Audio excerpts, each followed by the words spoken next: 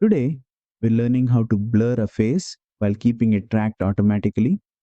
Whether you need to censor a subject or create a stylized effect, this method ensures the blur follows the movement perfectly.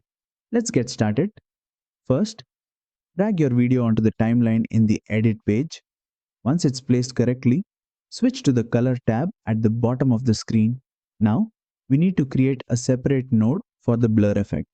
Right-click inside the node editor and select Add Serial Node to create a new processing layer for our blur. With the new node selected, click on the window button in the toolbar. From the available mask shapes, select the circular mask and position it over the face you want to blur. You can adjust its size and shape by dragging the control points.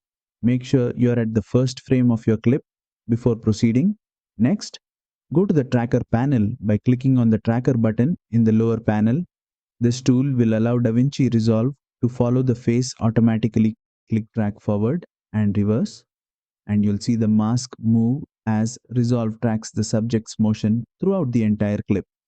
Once tracking is complete, it's time to apply the blur effect. Head over to the Effects tab, search for Mosaic Blur, and drag and drop it onto the node you just created. Immediately, you'll see the face turn pixelated. To fine-tune the blur effect, open the inspector panel and adjust the pixel frequency slider. Lower values will create a blocky pixelation, while higher values result in a smoother blur. Find the right balance to ensure the blur is strong enough to obscure the face while maintaining a clean look. Finally, switch back to the edit page and play back your clip to preview the effect. The face should now remain blurred and tracked perfectly, even if the subject moves, and that's it. You've successfully blurred and tracked a face in DaVinci Resolve.